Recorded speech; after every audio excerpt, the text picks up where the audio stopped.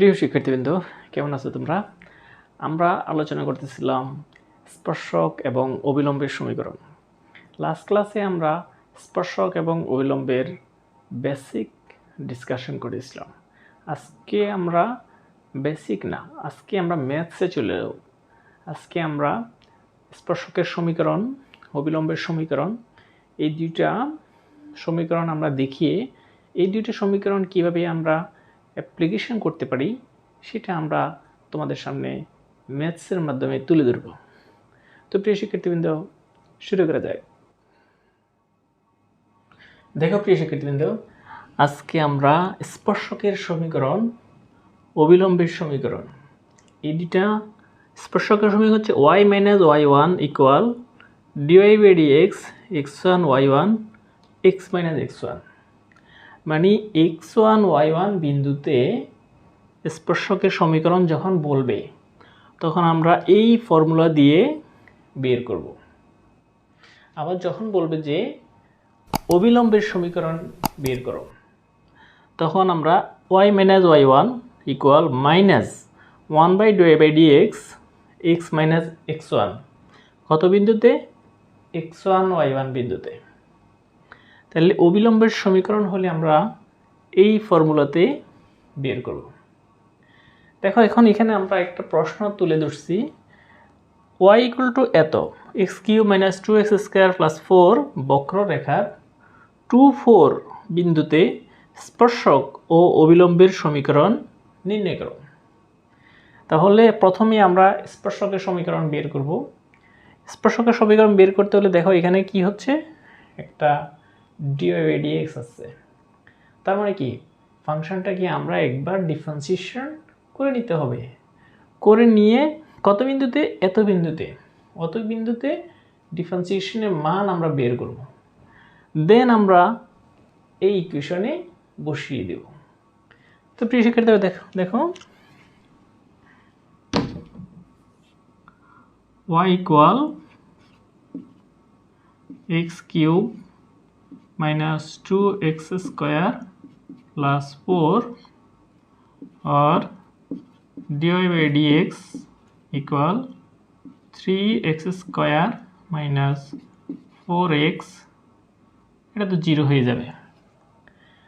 তাহলে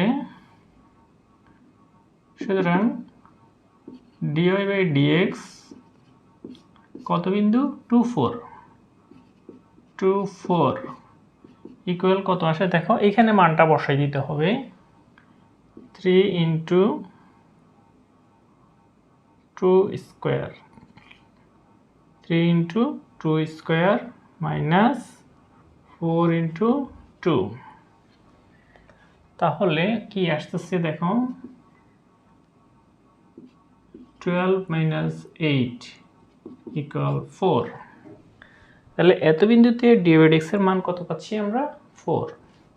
এখন আমরা ইকুয়েশন বসাই, দেয়ারফর স্পর্শকের সমীকরণ কি হচ্ছে, y মাইনাস y1 মানে হচ্ছে এখানে 4 ইকুয়াল dy বাই dx, এই যে dy বাই dx 2-4 মানে হচ্ছে 4,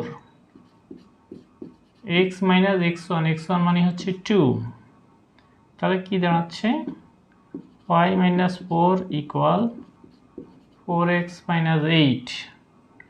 ঠিক আরেকটু সিম্পলিফাই করে যদি করি, 0 equal to 4x minus y minus 4, therefore কি হচ্ছে 4x minus y minus 4 equal to 0। এটাই হচ্ছে আমাদের স্পর্শকের সমীকরণ। এখন আমরা অবিলম্বের সমীকরণ যদি বের করি, তো আমাদের dy বাই dx এর মান অলরেডি বের করা আছে, এটা আমাদের আলাদা করে বের করার প্রয়োজন নাই, আমরা জাস্ট সমীকরণে বসিয়ে দেব। অবিলম্বের সমীকরণ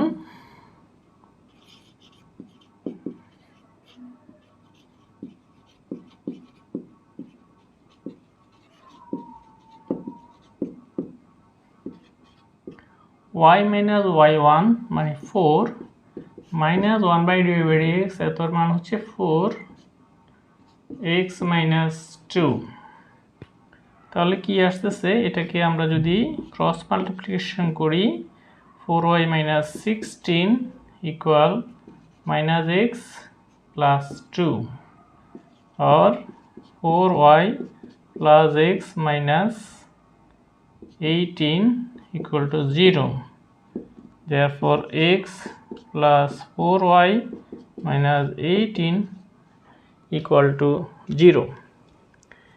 এটাই হচ্ছে আমাদের অবিলম্বের সমীকরণ। প্রিয় শিক্ষার্থীবৃন্দ, আজকের ক্লাসটা এতটুকুর মধ্যে যদি তোমাদের বুঝতে প্রবলেম হয় এটা আমাকে জানাও, আমি তোমাদের রিপ্লাই দেবো। এবং আমার নতুন নতুন ভিডিওগুলো দ্রুত পাওয়ার জন্য আমার চ্যানেলটাকে সাবস্ক্রাইব করে নেবে এবং বন্ধুদের মাধ্যমে শেয়ার করবে যাতে সবাই এর সুফল ভোগ করতে পারে। ধন্যবাদ সবাইকে।